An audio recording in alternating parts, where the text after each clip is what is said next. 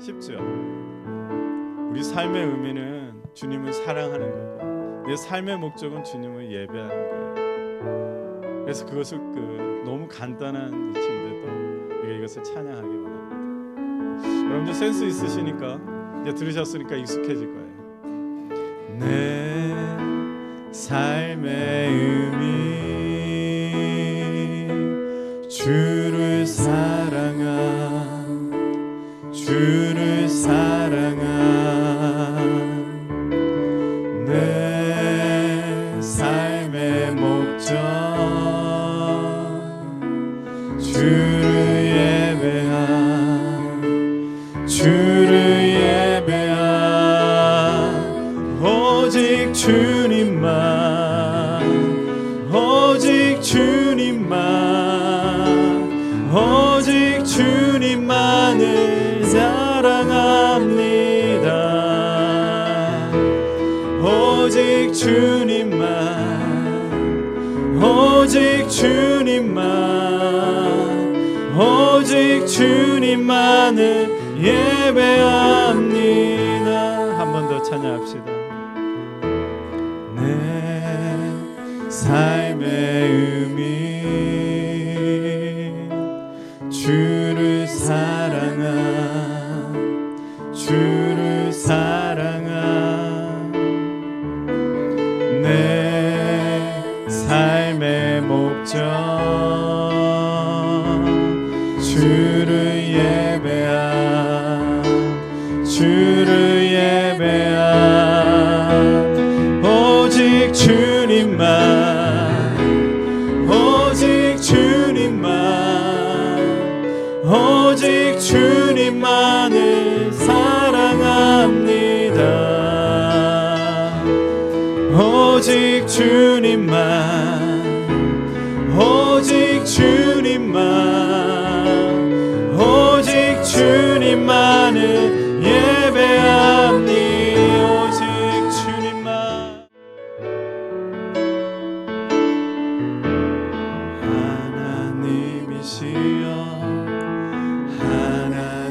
하나님이시여 주는 나의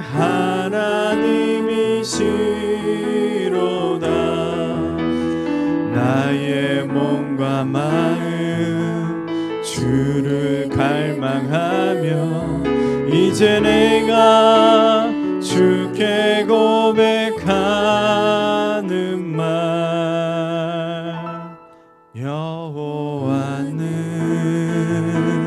나의 빛이요 여호와는 나의 구원이시니 내가 누구를 두려워하리요. 여호와는 생명의 피난처시니 주의 인자가 생명보다 나음으로 내 입술이 여호와를 찬양하리. 내 평생에 주를 찬양하며 주의 이름으로 내 손 들리라. 여호와는 나의 힘이요 여호와는 나의 구원이시니 아멘. 내가 누구를 두려워하리요. 여호와는 생명의 피난처시니 주의 인자가 생명보다 나음으로 내 입술이 여호와를 찬양하리. 내 평생에 주를 찬양하며 주의 이름으로 내 손 들리라.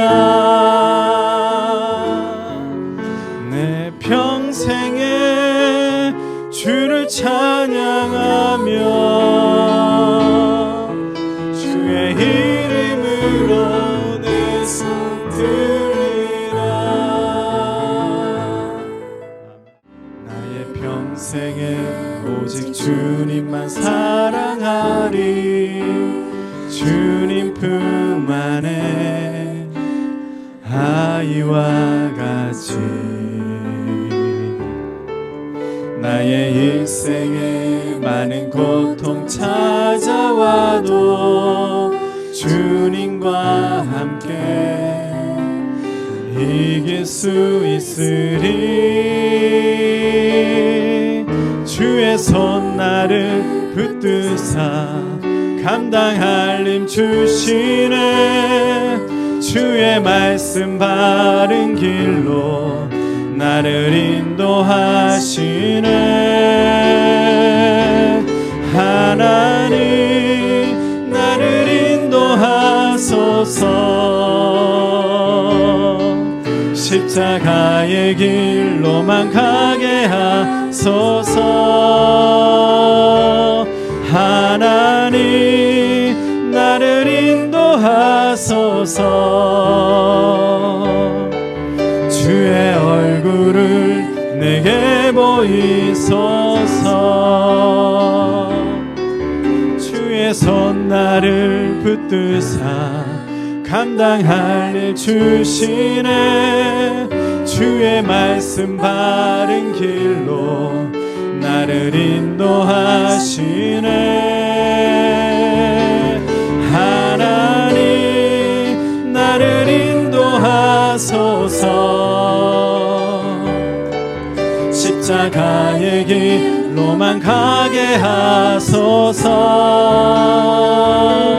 하나님 나를 인도하소서. 주의 얼굴을 내게 보이소서. 우리 시간에 기도합시다. 주님, 우리가 찬양한 것처럼 내 평생에 오직 주님만을 사랑하기 원합니다. 내 삶의 기준은 주님입니다. 나의 삶의 목적은 주님 예배하고 사랑하는 것입니다. 오늘 우리 다 같이 함께 말씀 보겠습니다. 오늘 말씀은 마태복음 5장 7절 말씀입니다. 우리 같이 한 목소리로 읽읍시다. 시작. 자비한 사람은 복이 있다. 하나님이 그들을 자비롭게 대하실 것이다. 아멘. 고백하시다. 이 말씀은 하나님 말씀이며 살아있는 말씀이며 내 인생의 해답이다. 아멘. 아멘. 오늘 여러분과 함께 가던 길을 멈추고 자비를 베푸십시오 라는 제목으로 은혜를 나누고자 합니다. 오늘 본문 말씀은 우리가 새 번역인데 항상 참고하고자 개역개정으로도 같이 읽어보도록 하겠습니다. 앞에 화면을 보면서 같이 읽을까요? 시작. 자비한 사람은 복이 있다. 하나님이 그들을 자비롭게 대하실 것이다. 긍휼히 여기는 자는 복이 있나니 그들이 긍휼 받을 것이며. 아멘. 우리는 마태복음 5장에서 7장에 기록된 예수님의 그 산상수훈을 통해서 지금 우리가 말씀의 은혜를 나누고 있어요. 그래서 전체 주제를 뭐냐? 에버그램 플레임스라고 했어요. 푸르게 불타는 불꽃이죠. 지난 4월부터 산상수훈 강해를 시작하면서 우리 사랑하는 성도들이 그저 푸른 불꽃처럼, 빨간 불꽃, 노란 불꽃도 아니에요. 가장 강력하고 가장 능력이 있는, 그러면서 정말 생명력이 있는 푸른 불꽃처럼 말씀의 생명력을 얻고, 그리고 뜨겁고 강력하게 활활 타오르기를 기도하면서 우리가 이제 말씀을 이렇게 나누고 있습니다. 산상수훈을 듣는 우리는 그 당시의 사람들과 상황과 환경과 처지와 이것이 달라요. 문화 수준도 다르고요. 그리고 과학 수준도 다르지요. 문명이 그만큼 발전했기 때문에 지적인 수준도 다릅니다. 그리고 그들은 교회가 무엇인지도 모르고요. 그리고 성령님에 대해서도 알지도 못합니다. 그 우리하고 달라요. 그들은 십자가의 그 부활에 대해서 전혀 예상도 하지 못하고 그 자리에서 주님의 그 말씀을 듣고 있는 거예요. 그러나 우리는 주님이 하신 놀랍고 위대한 일들을 지금 누리고 있습니다. 우리 주님은 우리를 통해서 공동체를 세우시고 이렇게 교회가 되게 하셨잖아요. 우리 각자에게 예수 그리스도를 영접하면서 하나님의 자녀가 되게 하시고, 그리고 주님의 거룩한 성전이 되게 하시고, 그리고 영원토록 성령님이 우리와 함께 하도록 하셨습니다. 십자가의 놀라운 사랑과 그 은혜와 그 능력을 우리는 지금 그것을 믿게 하셨어요. 또 예수님께서는 죄와 사망의 권세를 이기시고 3일 만에 부활하셔서 만왕의 왕이 되셨고, 마지막 날에 심판으로 오신다는 것을 믿게 하셨습니다. 지금도 우리 안에 성령님이 충만하게 임하셔서 우리의 믿음을 지금 새롭게 하고 계시고, 그리고 굳세게 해주시고 있다는 것을 믿으시면 아멘 하시기 바랍니다. 아멘. 사랑하는 에버그린 성도 여러분, 우리 주님께서 우리의 이 믿음이 에버그린, 정말 싱싱하고 푸르게 변치 않기를 원하십니다. 믿음이 푸른 불꽃같이 활활 타오르기를 원합니다. 성령 충만으로 강력하게 타오르기를 원하십니다. 이런 머키토의 이 작은 동네지만 또 이렇게 이 엘드림 센터에서 우리가 뜨겁게 기도하고, 그리고 간절하게 예배하고 기쁨과 감사로 찬양하는 것이 우리의 1차적인 사명이에요. 우린 다른 것 볼 거 아니에요. 이것부터 우리는 이 사명을 잘 감당해야 합니다. 뜨겁게 기도하고 간절하게 예배하고, 그리고 기쁨과 감사로 찬양하고, 그것을 주님께서 기뻐하십니다. 그러므로 걱정과 이 두려움, 여러분들 안에서 마음이 빼앗기고 있는 것들을 물리치고, 예수 이름으로 물리치고, 오직 주님의 살아계신 그 말씀이 내 삶을 인도하고 내 가는 길에 빛이 되어 주실 것을 믿으시기를 바랍니다. 우리 주님은 수많은 사람들을 이렇게 앉혀놓고 복된 사람이 누구인가, 어떤 사람인가를 먼저 말씀을 하셨어요. 처음부터 복의 문제를 얘기를 하셨어요. 근데 그러니까 복의 문제는 지금이나 그때나 중요한 문제라는 거예요. 여러분 생각할 때 복 받은 사람은 어떤 사람이세요? 세상에서 성공한 사람이라고 하면은 모두 복 받은 사람일까요? 여러분 10년 전에 성공했다고 해서 그런 사람 지금도 복 받은 사람이라고 말할 수 있을까요? 세상 사람들이 말하는 금수저 있죠. 금수저 부러우세요? 부자 집안에서 태어나면 복의 문제가 해결된 것입니까? 어떤 사람이 복 받은 사람인가? 이 질문의 답은 천차만별이에요. 사람마다 다르고 세대마다 다르고 직업이나 신분, 처지, 환경에 따라서 답이 다 다릅니다. 복 받은 사람이 누구인가에 따라. 여기 한국 사람들 대부분은 이민자 출신이에요. 그래서 신분 때문에 얼마나 마음고생 하시는 분들이 많은지 몰라요. 근데 신분이 잘 해결된 사람은 축복받은 사람이고, 신분이 해결되지 않고 그러면 복을 받지 못한 사람일까요? 그것도 아니잖아요. 우리의 기준대로 복을 말할 수는 없는 거예요. 예수님이 이 복의 기준을 말씀하고 계세요. 먼저 복의 기준이 뭔가? 첫 번째 복의 기준은 오직 사람만이 복을 받을 수 있는 존재라는 거예요. 우리만이 복을 말할 수 있어요. 창세기 1장 28절에 이 여섯째 날에 인간을 태어나게 하셨어요. 만드셨죠. 창조하셨죠. 그러면서 이렇게 말씀하셨어요. 하나님이 그들에게 복을 베푸셨다. 하나님이 그들에게 말씀하시기를 생육하고 번성하여 땅에 충만하여라, 땅을 정복하여라, 바다의 고기와 공중의 새와 땅 위에 살아 움직이는 모든 생물을 다스려라 하셨다. 우리가 흔히 생육하고 번성하여 땅에 충만하고 정복하고 다스려라, 이런 이 사명의 말씀에 집중하는데, 그러나 이 사명의 시작은 인간에게 복을 베푸시고 그 복에 대해서 말씀하셨다는 것을 우리가 기억을 해야 돼요. 물론 이제 다섯째 날에도요, 다섯째 날에 그 물고기하고 땅의 생물이 아니라 물고기와 새를 창조하실 때도 이들에게 복을 주셨다, 이 말을 좀 해요.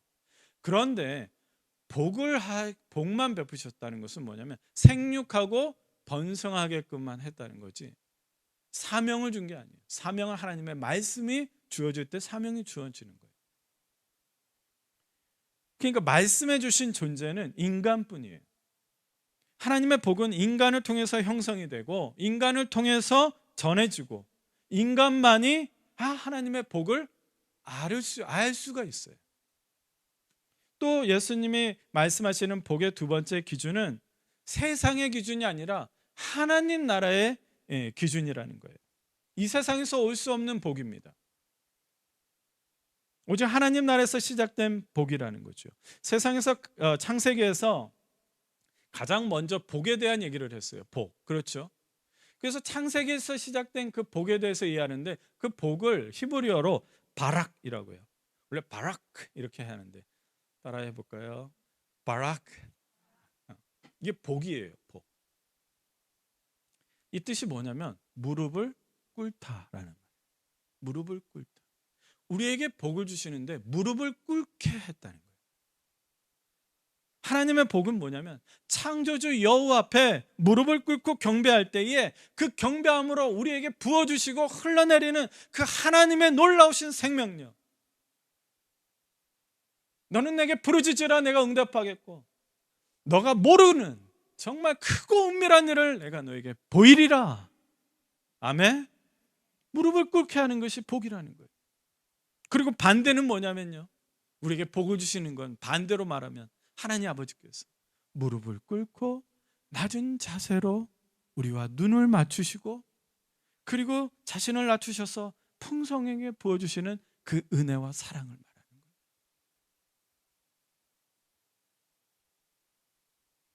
이것이 하나님이 주시는 복이라 할 수 있어요. 창조의 일곱째 날도요, 안식일이라고 하죠. 쉬는 날, 하나님이 쉬는 날을 정하실 때도 복을 내리셨어요. 우리 같이 읽어볼까요? 시작. 하나님이 그 일곱째 날을 복되게 하사 거룩하게 하셨으니 이는 하나님이 그 창조하시며 만드시던 모든 일을 마치시고 그날에 안식하셨습니다. 그날도 복되게 하셨어요. 그의 안식일이 지금은 무슨 날이 됐습니까? 예수님의 십자가의 그 보혈과 부활하심으로 주일이 되게 하셨습니다. 하나님 아버지는 이 주일을 더 복되게 하셨습니다. 예수 이름 앞에 모든 영혼이 무릎을 꿇게 했습니다. 이 주일은 모든 영혼이 예수 그리스도 앞에 무릎을 꿇는 거예요. 이 주일에는 또 성령님이 무릎을 꿇고 자신을 낮추셔서 우리 각 사람에게 무릎을 꿇고 이 낮고 낮은 우리의 영혼에게 충만하게 임하시는 그 은혜와 사랑의 날이 바로 복된 날이 이 주일인 거예요. 그래서 하나님 나라의 기준이에요. 하나님의 것으로 주어지는 날, 그것이 복이에요. 마지막으로 예수님이 말씀하시는 복의 세 번째 기준은 믿음입니다. 하나님의 복은 누구에게 임하겠어요? 믿음을 가진 사람에게 임하는 거예요. 믿음을 가진 사람은 하나님 아버지를 기쁘게 합니다. 같이 읽을까요? 또 시작. 믿음이 없이는 하나님을 기쁘게 해드릴 수 없습니다. 하나님께 나아가는 사람은 하나님이 계시다는 것과 하나님은 자기를 찾는 사람들에게 상을 주시는 분이라는 것을 믿어야 합니다. 믿음이 있어야 하나님께 나아갈 수 있는 거예요. 하나님께 믿음으로 나아가는 사람은요, 당연히 하나님이 계시다는 것을 믿는 사람이겠죠. 그렇죠? 그리고 하나님께 믿음으로 나아가는 사람은 왜 나아가겠어요? 하나님을 찾는 사람이에요. 근데 하나님이 찾는 사람은 주님이 기뻐하는 거예요. 그러니까 믿음이 있으면 주님을 기쁘게 하는 거예요. 하나님이 계시다는 것을 믿기 때문에 하나님을 찾을 수 있는 거예요. 하나님을 인격적으로 실체를 인정하기 때문에 아버지라 부르는 것입니다. 하나님은 우리의 믿음으로 기뻐하시고 믿음으로 하나님을 찾을 때 상을 주십니다. 하나님께 받는 상이라면 뭐가 있겠어요? 복을 주시는 거 아닙니까? 하나님의 복을 받는 것만큼 더 큰 상이 어디 있겠어요? 믿음은 이렇게 하나님께 나아가는 그 관계로 이해할 수 있는 겁니다. 하나님과의 관계를 친밀하게 해주는 것은 믿음입니다. 그러므로 믿음이 있는 상태가 하나님의 복을 누리고 있는 상태. 따라합시다. 믿음이 있는 상태는 하나님의 복을 누리고 있다. 하나님은 믿음을 가진 사람에게 마르지 않는 생명의 그 샘물을 계속해서 부어주시는 거예요. 다 늘 하던 거로 가슴에 손을 이렇게 툭툭 치면서 믿음으로 주님을 기쁘게 하자 고백하십시오. 네. 정리합시다. 예수님께서 시작하신 그 말씀의 그 복의 기준은 뭐냐면 세 가지 말씀드렸는데, 첫 번째 기준은 오직 사람만이 하나님이 주시는 그 말씀으로 복을 받는다는 거예요. 말씀을 받을 수 있는 존재, 그 인간만이 복을 받을 수 있다는 거예요. 두 번째 기준은 이 세상 기준이 아니라 하나님 나라가 기준이에요. 바락, 무릎을 꿇다의 의미를 기억하십시오. 그리고 마지막으로 세 번째 기준은 믿음입니다. 믿음이 없이는 복을 말할 수가 없어요. 복을 받기 위해서 믿음을 가지는 것이 아니라 믿음이 있기 때문에 믿음이라는 그릇에 복이 담겨지는 거예요. 다시 한번 따라합시다. 믿음은 복을 담는 그릇이다. 여러분, 복 받기를 원하십니까? 여러분, 믿음으로 나아가십시오. 사랑하는 성도 여러분, 여러분은 제가 말씀드린 것처럼 거기에 앉아있는 그 사람들, 거기에 있는 그 앉아있는 사람들과 다르다고 말씀을 드렸습니다. 우리는 이미 우리를 위해서 십자가를 지신 예수 그리스도의 이름으로 구원받은 사람들입니다. 아멘. 그리고 우리를 구원하기 위하여서 낮고 낮은 이 땅에 오셔서 우리를 하나님의 자녀로 삼아주신 것, 바락, 무릎을 꿇고 낮고 낮은 이 자리에서 직접 오신 분, 그래서 우리는 복을 받은 거예요. 구원은 곧 복인 것입니다. 여러분들은 이미 복을 받은 사람들이에요. 예수님의 십자가로 죄와 사망의 저주에서 자유롭게 되어서 이제는 그 하나님의 복을 마음껏 누릴 수가 있는 거예요. 여러분, 예수의 이름으로 질병을 쫓아내십시오. 마음이 빼앗기고 두려움과 저주 속에 있다고 생각하는 것, 여러분, 모든 저주는 끊어졌다고 했습니다. 왜? 나무에 달리셔서 저주를 받으사 우리를 대신해서 그분의 예수님께서 우리의 받은 저주를 다 받아가셨어요. 따라합시다. 대속. 그것을 대속, 대신 다 속해 주셨어요. 그러면 여러분들에게는 저주가 있어요, 없어요? 없어요. 찾아올 저주도 무엇으로 쫓아내면 돼요? 물리치면 돼요? 예수 이름으로 물리치면 되는 거예요. 여러분, 질병이 나을 것입니다. 여러분들의 고난과 막혀있는 것들도 주님, 분명히 다른 길이 있는 거예요. 여러분은 복이 있는 사람들입니다. 그러므로 내 영혼이 텅 빈 마음처럼 가난한 것 같아도, 막 가슴이 미어지고 눈물이 흘러 애통하더라도, 누구보다 온유한 마음이라도, 또 하나님을 향해서 배고프고 목마른 사람이라도 이제 우리 주님은 우리가 복된 사람이라고 말씀해 주셨어요. 오늘은 다섯 번째로 우리가 자비로운 사람, 긍휼한 사람으로서 복되다고 말씀하십니다. 우리 다시 본문을 읽어보겠습니다. 같이 다 시작. 자비한 사람은 복이 있다. 하나님이 그들을 자비롭게 대하실 것이다. 긍휼히 여기는 자는 복이 있나니 그들이 긍휼히 여김을 받을 것입니다. 자비로움, 긍휼, 동일한 말인데, 그럼 자비로운 사람이 누구일까요? 자비롭다, 긍휼히 여긴다, 그런 것은요, 어려운 형편에 처해 있는 사람을 불쌍히 여기고 도와주는 것을 말하는 거예요. 또 상대방이 어떤 잘못을 했어요, 실수를 하면 그냥 넓은 마음으로 용서해주고 그렇게 관용을 베풀어 주는 것, 그것을 말하는데, 근데 예수님이 말씀하시는 그런 자비로운 사람이 누구일까? 예수님이 말씀하시는, 먼저 하나님 아버지의 자비로운 사랑을 경험한 사람입니다. 우리는 하나님 아버지의 자비로운 사랑을 받았습니다. 무엇보다 하나님 아버지의 자비로운 사랑은요, 차별이 없습니다. 누가복음 6장 36절에 예수님은 이렇게 말씀하셨어요. 너희의 아버지께서 자비로우신 것 같이 너희도 자비로운 사람이 되어라 그랬어요. 그런데요, 이 말씀은 어떤 얘기를 쭉 하시다가 결론적으로 하신 말씀이에요. 그래서 어떤 말씀이냐, 우리가 한번 찾아보겠는데요, 누가복음을 찾아보겠습니다. 누가복음, 우리 마태복음을 찾았잖아요. 마태, 마가, 누가예요. 누가복음 6장 한번 보세요. 누가복음 성경책은 우리 옆에 있으니까 한번 찾아볼게요. 여러분들 누가복음 6장 27절, 6장 27절, 여러분들 96페이지 되겠네요. 여러분들 페이지로. 그렇죠. 자, 누가복음 6장 27절에서 35절을 보겠습니다. 뭐 앞에도 화면을 이렇게 하겠습니다만 여러분들이 이제 따라오시면 돼요. 자, 무슨 말씀, 36절 말씀이 왜 이렇게 나왔는가? 먼저 27절부터 먼저 볼게요. 자, 그러나 내 말을 듣고 있는 너희에게 내가 말한다. 너희의 원수를 사랑하여라. 너희를 미워하는 사람들에게 잘해주고 너희를 저주하는 사람들을 축복하고 너희를 모욕하는 사람들을 위하여 기도하여라. 네 뺨을 치는 사람에게는 다른 쪽 뺨도 돌려대고 내 겉옷을 빼앗는 사람에게는 속옷도 거절하지 말아라. 너에게 달라는 사람에게는 주고 네 것을 가져가는 사람에게서 도로 찾으려고 하지 말아라.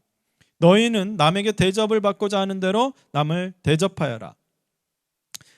또 너희가 너희를 사랑하는 사람들만 사랑하면 그것이 너에게 무슨 장한 일이 되겠느냐. 장한 일은요, 무슨 칭찬받을 일이 되겠느냐라는 거예요. 죄인들도 자기네들 사랑하는 사람들을 사랑한다. 너희를 좋게 대하여 주는 사람들에게만 너희가 좋게 대하면 그것이 너희에게 무슨 장한 일이 되겠느냐. 죄인들도 그만한 일은 한다. 도로받을 생각으로 남에게 구워주면 그것이 너희에게 무슨 장한 일이 되겠느냐. 죄인들도 고스란히 대받을 요량으로 죄인들에게 구워준다. 35절 같이 읽을게요. 시작. 그러나 너희는 너희 원수를 사랑하고 좋게 대하여 주고 또 아무것도 바라지 말고 구워주어라. 그리하면 너희는 큰 상을 받을 것이요 아들이 될 것이다. 그분의 은혜를 모르는 사람들과 악한 사람들에게도 인자하신다. 아멘. 이게 무슨 말이냐면 예수님은요, 우리가 그냥 지나칠 사람들에게 멈추라고 말을 하는 거예요. 원수 같은 사람, 내가 미워하는 사람, 나를 저주하는 사람, 나를 모욕하는 사람, 내 뺨을 치는 사람, 막 내 거 다 빼앗고 내 겉옷까지 빼앗으려고 하는 사람, 나에게 자꾸 달라는 사람, 이런 사람들과 우리는요, 상종도 하기 싫어요. 무시하고 지나치고 싶어요. 연락은커녕 우린 뭐라 그래요? 이런 사람들하고 손절한다고 그러죠. 손절. 응? 그런 사람들 아니에요? 그리고 우리는요, 우리를 사랑해주는 사람, 우리에게 잘해주는 사람한테 잘해주고 싶어요. 우리가 살아가는 당연한 상식 아니에요? 그게 이치 아니에요? 당연한 거 아니에요? 누구라면 다 그런 거 아니에요? 그런데 주님의 눈에는 그렇게 사는 것은 하나님의 자녀로서 사는 것이 아니라고 말합니다. 죄인들도 그렇게 사는 거예요. 죄인들도 그렇게 사는데 너희들도 그렇게 살면 무슨 상이 있고 무슨 복이 있고 무슨 열매가 있느냐는 거예요. 35절 같이 너희는 원수를 사랑하고 좋게 대해주고 아무것도 바라지 말고 구워줘라. 그래야 하면 너희 큰 상을 받을 것이다. 더없이 높으신 아이들의 아들이 될 것이다. 자녀로서의 충분한 삶이라는 거예요. 그분은 하나님이죠. 하나님 아버지는 은혜를 모르는 사람들과 악한 사람들에게도 인자하시다, 자비를 베푸신다라는 거예요. 여러분, 죄가 많다고 해서 막 사형수라고 해서 그 사람은 햇빛이 조금 가고 우리는 좀 나은 사람이라고 해서 햇빛을 많이 받습니까? 아니라는 거예요. 사랑하는 성도 여러분, 우리도 사실 하나님의 은혜와 사랑을 몰랐던 사람들입니다. 사실 우리는 누군가의 원수일 수 있잖아요. 누군가가 나를요, 원수같이 생각할 수 있어요. 누군가는 나를 엄청 미워할 수 있어요. 우리도 누군가를 저주하고 모욕하고 또 여기에는 그런 분은 없지만 누군가의 뺨도 쳤을 거예요.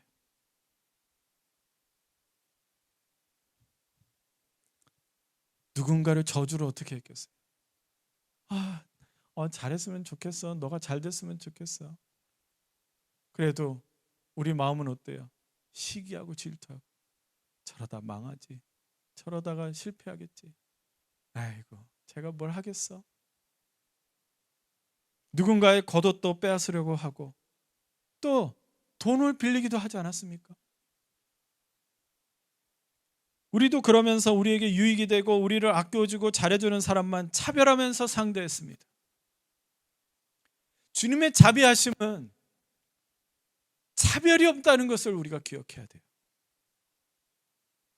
그랬던 우리도 하나님 아버지의 자비하심을 입은 사람들입니다. 예수님은 우리도 그랬던 그런 우리도 하나님 아버지의 자비하심을 받았기 때문에 자비로운 사람이 되어야 하고 될 수 있다고 말씀하고 계시는 겁니다. 여러분, 아무리 싫은 사람일지라도 이제 우리는 내가 받은 하나님 아버지의 자비하심으로 가던 길을 멈추고 자비를 베푸십시오. 자비를 베풀어야 합니다. 하나님이 주신 마음으로 그 은혜로 자비를 베풀어야 합니다. 어떻게 베풀어야 할까요? 예수님은 우리에게 비유로 말씀해 주셨어요. 제가 여러분들이 잘 아는 비유를 말씀드릴게요. 그것은 누가복음 10장에 기록된 선한 사마리아인의 비유예요. 이 이야기를 주님께서 해주세요. 어떤 율법 선생이, 율법 교사, 율법 선생이 예수님을 찾아와요. 그러면서 질문을 해요. 제가 무엇을 해야지 영생을 얻겠습니까? 그러니까 예수님이 그렇게 대답을 해요. 당신은 율법 선생이니까 잘 알지 않겠습니까? 어떻게 봤습니까? 그랬더니 율법 선생이 자기 아는 것을 과시하려고 이렇게 대답을 해요. 마음을 다하고 목숨을 다하고 힘과 뜻을 다하여 주 하나님을 사랑하여라. 그리고 내 이웃을 내 몸과 같이 사랑하여라. 그렇게 대답을 해요. 그때 예수님이 정답 딱 그래요. 그러니까 이 율법 선생이요, 칭찬도 받고 정답을 맞추니 기분이 좋았나 봐요. 그러면서 뭐라고 말을 하냐면, 그러면요, 그러면 내 이웃은 누굽니까? 이렇게 질문을 해요. 이 질문에 예수님이 이제 선한 사마리아인 이야기를 해주세요. 어떤 사람이 예루살렘에서 여리고로 가다가 강도를 만나요. 심하게 맞고 옷도 다 빼앗겨, 있는 건 다 빼앗기고 정말 거의 죽을 정도로 막 맞습니다. 그리고 이 강도들이 버리고 갑니다. 예수님이 예루살렘과 여리고로 가는 길이라고 아주 구체적으로 얘기를 하셨어요. 가깝거든요. 근데 이것이 인상적인데, 여리고라는 도시는요, 예루살렘에 가깝잖아요. 그러면 누가 많이 살았냐 하면 예루살렘 성전에서 일하는 사람들이 많이 살아요. 누구겠어요? 제사장, 레위인들이 여리고에 많이 살았다는 거예요. 그래서 그 1세기에 요세푸스라고 하는 역사가가 이 여리고에 그때만 해도 기록할 때 여리고의 제사장이 5,000명이나 살았다는 거예요. 제사장 가족들이라 뭐 그렇게 해서 기록했겠죠. 그러니까 당연히 그 길목에 참 예수님의 비유는요, 그냥 만든 얘기가 아니에요. 정말로 디테일하신 거예요. 그러면 그 길에 누가 많이 다니는 거예요? 제사장과 레위인들이 많이 다녀요. 첫 번째, 우리가 알다시피 제사장이 지나갑니다. 제사장은 이 사람을 보고 피해서 도나가요. 두 번째로는 레위인이 지나가요. 레위인도 제사장과 동일하게 이걸 피해서 지나갑니다. 레위인은요, 제사장과 함께 성전에서 봉사하는 사람이에요. 그 당시 존경받던 제사장, 거룩함으로 봉사하던 레위인도 죽어가는 이 사람을 보고 도와주지 않고 그냥 지나칩니다. 윤리적으로도 그렇고 그것은 맞지 않는 거죠. 그러면 그 다음 사람이 누구일까? 이 이야기를 듣고 있는 사람들이 그 다음 사람이 누구일까 생각을 하겠죠. 근데 예수님이 전혀 예상하지 못한 사람을 등장시키게 하는데, 그게 바로 사마리아인이에요.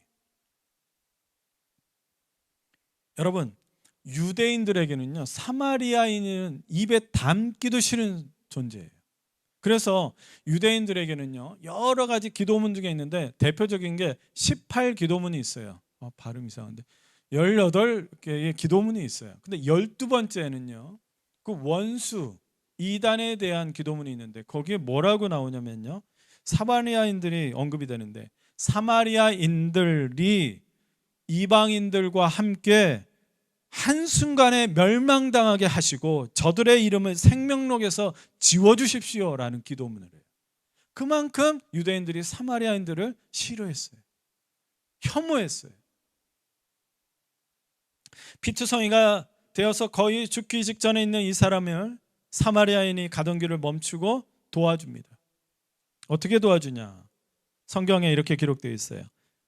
이렇게 예수님이 말씀하신 거죠. 어떤 사마리아 사람은 길을 가다가 그 사람이 있는 곳에 이르러 그를 보고 측은한 마음이 들었어. 가까이 가서 그 상처를 올리브 기름과 포도주를 붓고 싸맨 다음에 자기 짐승에 태워서 여관으로 데리고 가서 돌보아 주었다. 그 다음 날 그는 2데나리온을 꺼내어서 여관 주인에게 주고 말하기를 이 사람을 돌보아 주십시오. 비용이 더 들면 내가 돌아오는 길에 갚겠습니다 하였다. 사마리아는 길을 가다가 멈춰서 측은한 마음이 들었대요. 사마리아인은 차별 없이 이 사람을 자비로운 마음으로 도와준 것입니다. 예수님은 사마리아인이 상처마다 올리브 기름과 포도주를 부어 싸매주고 자기 짐승 태워주고 가진 돈 2데나리온을 주면서 도와주었다고 구체적으로 말씀하십니다. 2데나리온은요 며칠치냐면요 24일치예요. 그 숙박비를 다 댄 거예요. 그러면서 뭐라 그래요? 돈이 더 필요하면 자신이 돌아와서 갚겠다 이렇게 말을 해요. 갚겠다. 여러분 이 표현이 사마리아 여인의 이야기에서요 가장 중요한 말이에요. 갚겠다. 왜냐? 여러분 갚는다는 개념이요 유대인들 사회에서는 어떤 마인드가 있냐면요 가족이나 친척들이 빚을 졌어요. 경제적으로 뭔가 문제가 생겼어요. 그러면 그 가족들, 내 친척들을 위해서 갚아주는 것 그렇거든요. 근데 이 갚겠다라는 표현을 누가 하고 있는 거예요? 이 사마리아는 가족처럼 이 강도 만난 사람을 생각한 거예요. 가족처럼. 마지막으로 예수님은 이야기를 시작하게 한 율법 선생에게 이렇게 질문해요. 그러면 당신은 이 세 사람 중에 누가 강도 만난 사람의 이웃입니까? 율법 선생이 뭐라 그래요?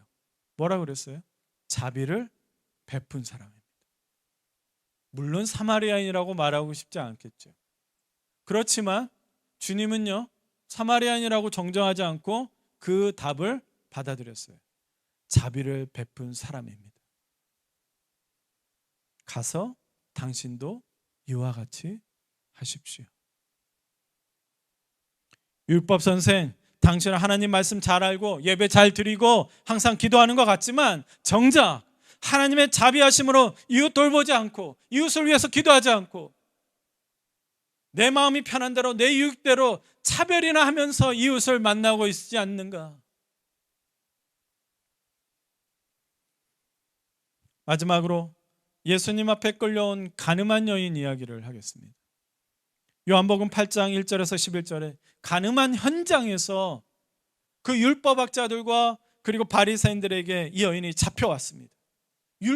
가늠한 현장에서 율법대로라면 그 가늠한 여인은 그 자리에서 돌려 쳐 죽여도 되는 율법적인 그러한 형벌이 있습니다. 그런데 이들은요 돌려 쳐 죽이라는 율법을 가지고 예수님을 시험해 보려고 하기 때문에 데리고 왔어요. 많은 사람들 한가운데 가늠한 여인을 세워놓고 예수님의 대답을 기다립니다. 근데 예수님이 고개를 숙이고 몸을 낮추고 땅바닥에 뭐를 자꾸 쓰시는 거예요. 우리는요 땅바닥에 뭘 썼을까 이게 궁금한 사람들이 있어요. 근데 막 써요. 뭘 쓰는지 모르겠어요. 성경의 주석을 보니까요 또 다른 걸 해석한 게 나오는데 여러분들 아마 세번역에는 그렇게 돼 있을 거예요. 그들의 죄를 쓰셨다 그렇게도 나와 있어요. 근데 뭘 쓰시는 거예요. 그러니까 사람들이 막 아니 대답을 빨리 해야지 뭘 이렇게 망설이시냐고 계속 재촉을 하는 거예요. 그래서 예수님이 그 대단한 말씀을 하시죠. 너희 가운데에 죄가 없는 사람이 먼저 이 여자에게 돌로 쳐라. 이 말씀을 들은 사람들이요 한 사람씩 그 자리를 떠나는 거예요. 한 사람씩 그 자리를 떠나요. 그래 결국은 이 여인과 예수님이 남아요. 그래서 예수님이 사람들이 어디에 있느냐? 너를 정죄하던 그 사람들 어디에 있느냐? 자신들이 받은 자비는 생각하지 않고 남을 심판하고 정죄하려고 했던 그 사람들은 어디에 있느냐? 나도 너를 정죄하지 않는다. 나도 너에게 자비를 베푼다. 그러나 가서 이제부터는 다시는 죄를 짓지 말거라. 여러분, 너희 가운데 죄가 없는 사람이 먼저 이 여자에게 돌을 던져라 했을 때 그 말씀을 들은 그 자리에 있는 사람들이 아, 나는 죄인이구나, 그것을 깨달았을까요? 아니요, 저는 그렇게 생각하지 않아요. 그 말씀을 들었을 때에 그들에게 내가 현장에 잡히지 않아서 그렇지, 내가 아무도 몰라서 그렇지, 나야말로 돌로 쳐 죽임을 당해도 되는 그 죄를 저지른 사람이야.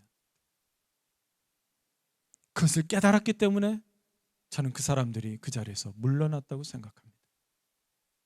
예수님이 보시기에는 모두가 죄인인데, 예수님이 보시기에는 모두가 돌에 맞아도 될 사람들인데, 그 죄를 모두 해결한 사람이라면 그래, 한번 돌을 던져보라는 거예요. 여러분, 말씀을 마치겠습니다. 우리는 하나님 아버지의 자비하심으로 구원받은 사람이에요. 이미 우리는 자비를 받았습니다. 그러므로 우리가 받은 자비하심으로 가던 길을 멈추고 차별하지 말고 마음에 그 국률한 마음이 있거든, 자비를 베푸십시오. 이웃을 위해서 기도하시고 섬기십시오. 자녀를 위해서 기도하시고, 여러분, 자비를 베푸는 우리 에버그린 성도들 되기를 주님의 이름으로 축복합니다. 기도하겠습니다. 사랑이 많으신 하나님 아버지, 오늘도 우리에게 말씀해 주시니 감사합니다. 아버지, 우리가 자비를 베푼 사람이었습니다. 자비를 베푸는 사람, 자비한 사람은 복이 있나니 자비함을 더 받을 것이다. 오늘 우리에게 이 말씀을 해주시니 감사합니다. 우리 마음에 찔림이 있기를 원하고 회개가 있기를 원하고 결단이 있기를 원하며, 주님, 우리에게 자비를 베푸는 그런 은혜와 긍휼한 마음이 되게 하여 주시옵소서. 예수님의 이름으로 여호와는 나의 힘이